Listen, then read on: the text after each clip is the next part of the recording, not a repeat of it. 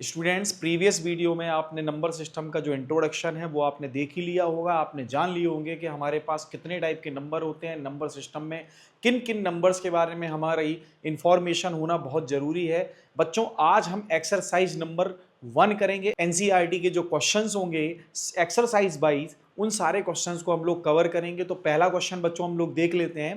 तो बच्चों, first question हमारा होगा, is zero a rational number?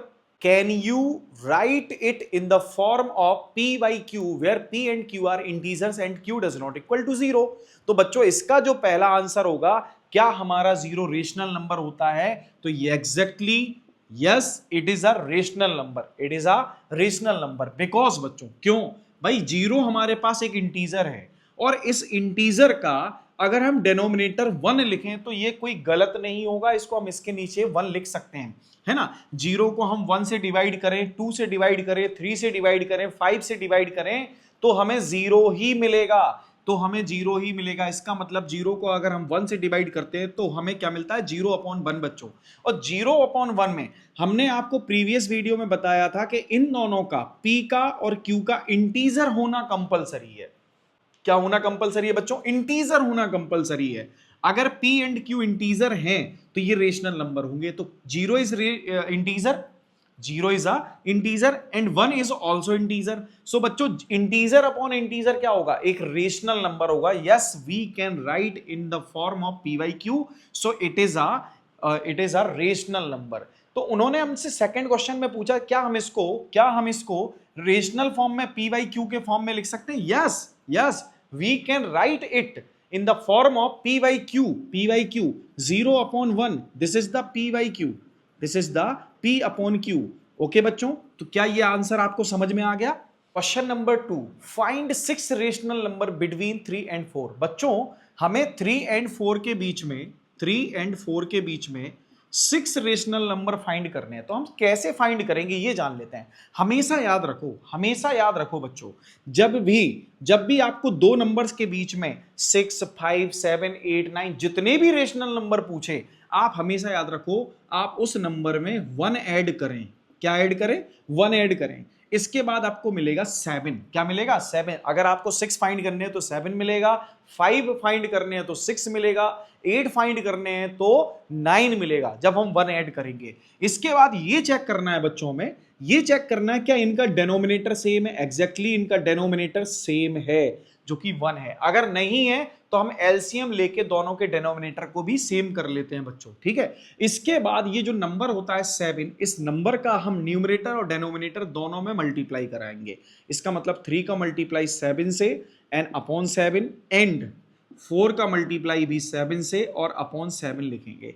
तो ये हो जाएगा हमारे पास 21/7 एंड 28/7। अब बच्चों, हम लोग क्या करेंगे, 21 से लेके 28 के बीच में जितने भी नंबर्स आते हैं, जैसे कि 22/7, 23/7, 24/7, 25/7, 26/7 and 27/7, these are the 6 rational number between 3 and 4। तो हमारा आंसर क्या होगा बच्चों? हमारा आंसर होगा 22/7, 23/7, 24/7, 25/7, 26/7, 27/7।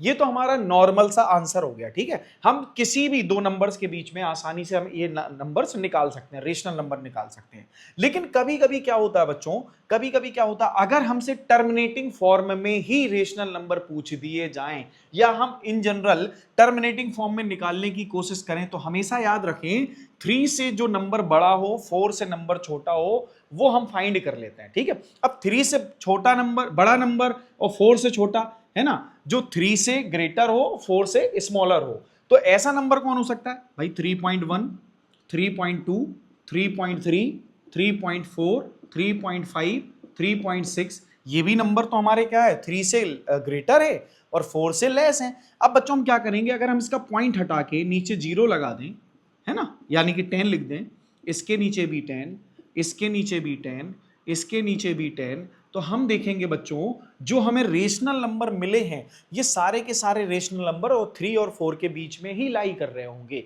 तो हम ऐसे भी जितने हमसे रेशनल नंबर पूछे जाते हैं निकाल सकते हैं, आसानी से फाइंड कर सकते हैं बच्चों। तो आपको या तो ये मेथड या फिर ये मेथड यूज करना है, इनमें से कोई एक मेथड यूज कीजिएगा, आपको 100% आंसर मिलेगा और आपको कोई कंफ्यूजन भी नहीं होगा।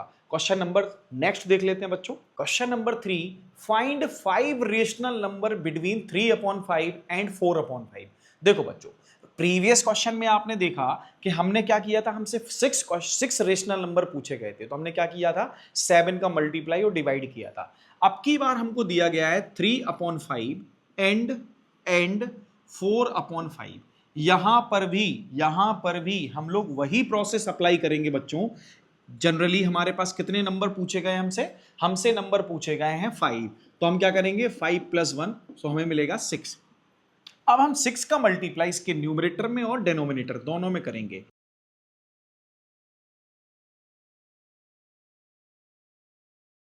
एंड 4 × 6/5 × 6। बच्चों ये हमारा हो जाएगा 18/30 एंड 24/30।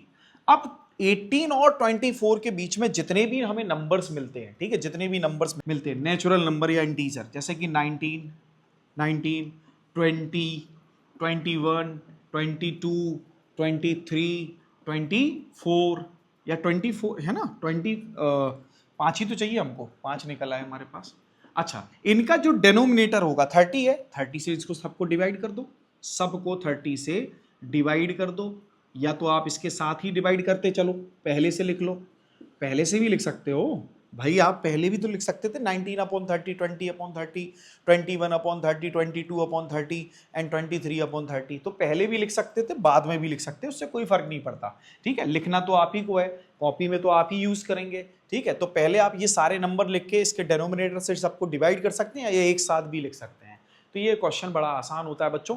नेक्स्ट क्वेश्चन देख लेते हैं। Question number 4, state whether the following statements are true और फॉल्स। बच्चों पहला हमारा स्टेटमेंट क्या होगा, पहला स्टेटमेंट होगा जनरली हमारा every natural number is a whole number, every natural number is a whole number. Exactly बच्चों हमारा हर एक नेचुरल नंबर होल नंबर होता है, जैसे कि हमने आपको बताया कि सारे counting number 1 2 3 4 5 and so on, सारे counting number, all counting numbers are called natural number and including zero, all counting numbers are called whole number. तो बच्चों यहां देखो होल नंबर में 1 2 3 4 5 6 7 8 9 10 एंड सो ऑन, सारे के सारे नेचुरल नंबर हमको मिल रहे हैं, तो इसका मतलब सारे नेचुरल नंबर हमारे होल नंबर हो सकते हैं, ठीक है। क्वेश्चन नंबर 2 पढ़ लेते हैं। Every integer is a whole number, every integer is a whole number.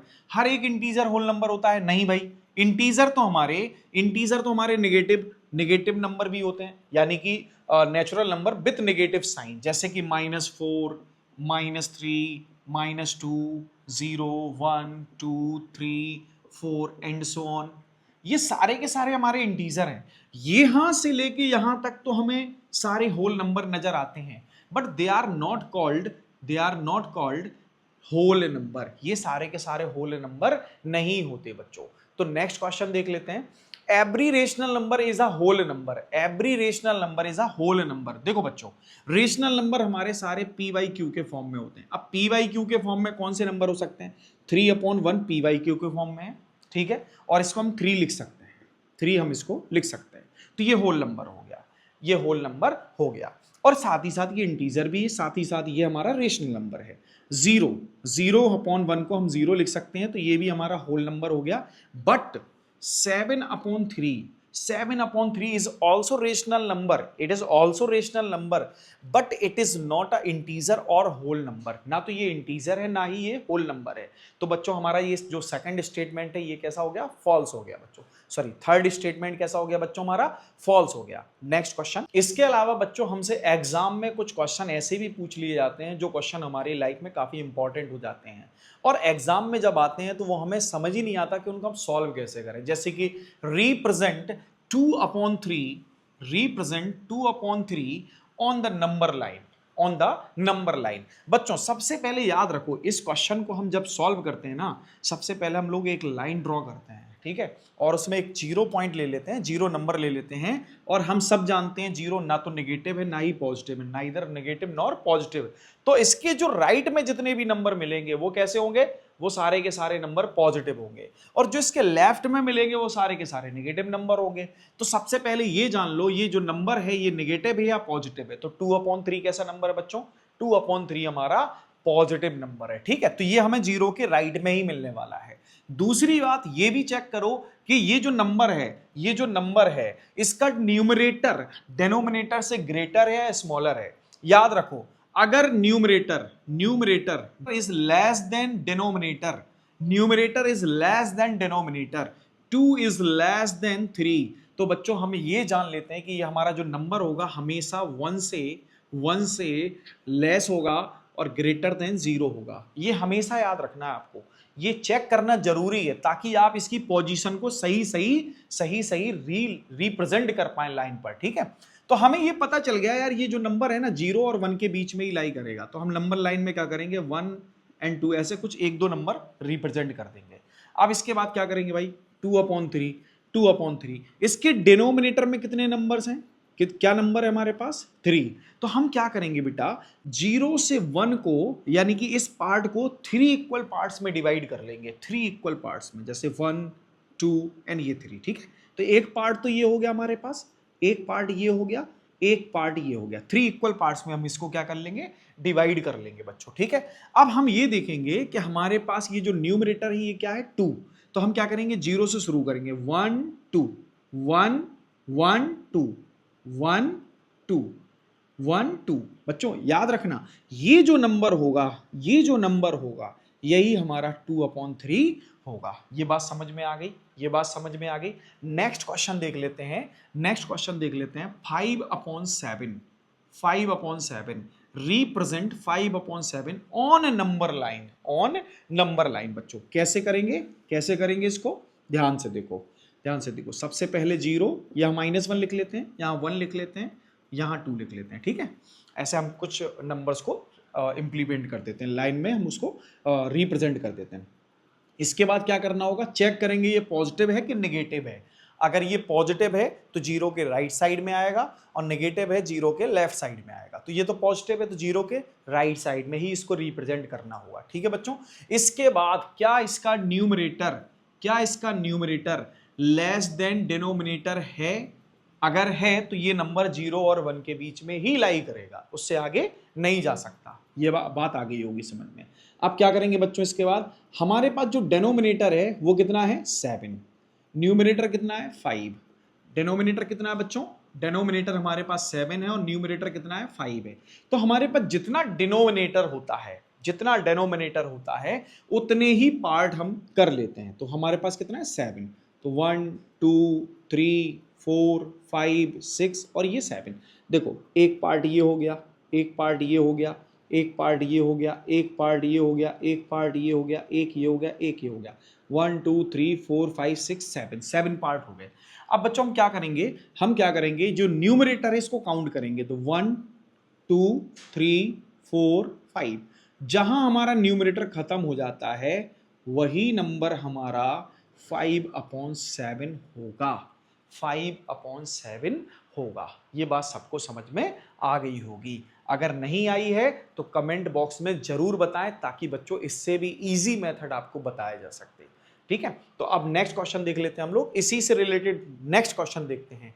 Represent third question होगा, रिप्रेजेंट 7/5 या -7/5 ऑन ए नंबर लाइन। अब यहां देखो, सबसे पहली बात तो ये नेगेटिव नंबर है, कैसा है बच्चों, नेगेटिव नंबर है। तो जाहिर सी बात है ये 0 के लेफ्ट में ही रिप्रेजेंट किया जाएगा। कहां रिप्रेजेंट किया जाएगा, 0 के लेफ्ट में, ठीक है। दूसरी बात, ये जो नंबर है ना बच्चों, ये जो नंबर है इसका जो न्यूमरेटर है, अगर मैं माइनस को हटा के देखूं, इसका जो न्यूमरेटर वो हमारा ग्रेटर देन डिनोमिनेटर होगा, ठीक है। माइनस को हाइड करके देखना है सिर्फ, याद रखना। तो न्यूमरेटर हमारा 5 से कैसा है, ग्रेटर है, ठीक है। तो हम ऐसी कंडीशन में क्या करेंगे, 5 से इस पार्ट को डिवाइड कर लेंगे, 5 से न्यूमरेटर को डिवाइड कर लेंगे। कहने का मतलब 5 से हम डिवाइड करेंगे 7 को, तो 5 बन जा 5, 5 बन जा 5, तो हमें क्या मिलेगा बच्चों, यहां मिलेगा 2। तो क्या मैं इस नंबर को ऐसे भी लिख सकता हूं, -1 होल 2/5, ऐसे भी लिख सकता हूं। तो ये देखो, इतना पार्ट तो बच्चों हमें पूरा एक नंबर मिल गया, ठीक है, इतना तो हमें पूरा नंबर मिलेगा ही। मतलब ये जो नंबर है -1 से तो लेस है, लेस का मतलब जितना हम लेफ्ट साइड जाएंगे उतना लेस होगा, ठीक है। तो -1 से तो लेस है, तो -1 तो एग्जैक्टली होगा ही होगा, साथ में 2/5 भी हमें जाना होगा। तो 2/5 हम पीछे नहीं जाएंगे, हमेशा आगे जाएंगे। याद रखना बच्चों, ये जो पार्ट दिख रहा है ना, ये वाला पार्ट, अगर ये निगेटिव नंबर है ये, तो यहां आने के बाद हम इसके लेफ्ट में जाते हैं। और अगर सपोज करो 1 होल 2/5 होता, तो इसके बाद हम जस्ट राइट में जाते, ठीक है, कहां जाते, राइट में जाते। तो हम क्या करते, 2/5 को यहां रिप्रेजेंट करने जा रहे हैं। तो सबसे पहले बच्चों -1 के बाद यानी कि -1 के लेफ्ट में हम इसके इक्वल 5 पार्ट करेंगे। तो 1 2 3 4 एंड ये 5, ठीक है। और देखो ये 1 हो गया, ये 2, ये 3, ये 4, और ये देखो ये 5th नंबर पार्ट है, ठीक है बच्चों, ये 5th नंबर, ये हमारा एंड नंबर जो होता है ना, ये 5th नंबर में ही काउंट होगा। इसके हिस्से देख सकते हैं आप, देखो 1, ये 2, ये 3, ये 4 और ये 5, ठीक है। अब इसके बाद क्या करेंगे, न्यूमरेटर क्या हमारे पास 2, तो ये वाला पार्ट दिख रहे होंगे 1 2, ये वाला पार्ट, ये कहलाएगा -1 होल 2/5, -1 होल 2/5 और -7/5। क्या बच्चों ये बात आपको समझ में आई, क्या ये बात आपको समझ में आई? अगर समझ में आ गई बच्चों कमेंट में जरूर बता दिया करो, ठीक है। अगर नहीं आया है तो भी आपको बताना है, ताकि मैं आपके लिए और मेहनत कर सकूं। नेक्स्ट क्वेश्चन देख लेते हैं। Represent 3 whole 5/7, represent 3 whole 5/7। अच्छा, यही जो नंबर है ना, यही नंबर वो आपको इस तरह से भी देख सकता था, ये हो जाता तुम्हारा 26/7, ठीक है। ये नंबर आपको ऐसे भी दे सकता था कि represent 26/7 on A number line. तो इसको कैसे रिप्रेजेंट करते बच्चों, इसको कैसे रिप्रेजेंट करते, देखो सबसे पहले 0 1 2 3 एंड 4 एंड 5, ठीक है, हम 5 ले लेते भाई, एक दो नंबर आगे लेने से कोई नुकसान नहीं होता। 1 2 3 4 5 और यहां -1, तो इससे कोई फर्क नहीं पड़ता, -1 भी ले लो, +1 भी ले लो, सारे के सारे नंबर लिए जा सकते हैं, ठीक है। एक दो नंबर लेफ्ट में, एक दो नंबर राइट में ज्यादा ले ले तो कोई फर्क नहीं पड़ता। अब 26/7 को जनरली अगर ऐसे देता तो हम यही फॉर्म लिखते, ठीक है, डिवाइड करके इसी फॉर्म में लिखते, मिक्स्ड फ्रैक्शन में लिखते। तो मिक्स्ड फ्रैक्शन में ये जो नंबर दिख रहा है, ये पूरा होल ले लेना हमें 3, ठीक है। इसके बाद बच्चों ये जो दिख रहा है आपको 5 और ये 7, तो हम इसके कितने पार्ट करेंगे, 3 से 4, भाई 3 के बाद ही हम इसके पार्ट करेंगे। तो किसके पार्ट करेंगे, 3 से 4 वाले पार्ट के, इस पार्ट के हम 7 इक्वल पार्ट करेंगे। तो 1 2 3 4 5 6 एंड ये 7, ठीक है। देखो 1 2 3 4 5 6 7, 7 पार्ट हो गए। इसके बाद हमारे पास जो न्यूमरेटर है वो है 5, तो हम क्या करेंगे बच्चों, 1 2 3 4 एंड ये 5। यहां हमारा जहां ये नंबर खत्म हो जाएगा, वहीं हमारा 26/7 और 3 होल 5/7 होगा। ये बात आपको समझ में आ गई होगी बच्चों, ठीक है। तो बच्चों जो हमारी फर्स्ट एक्सरसाइज है उसमें हमें जो एक्स्ट्रा कराना था वो भी मैंने कुछ क्वेश्चन ले लिए, और जो आपको एक्सरसाइज से रिलेटेड क्वेश्चन है वो भी आपके आज कवर हो गए। तो बच्चों अगर आपको वीडियो पसंद आया है तो वीडियो को लाइक करें, चैनल को सब्सक्राइब करें और बेल आइकन को जरूर दबा लें,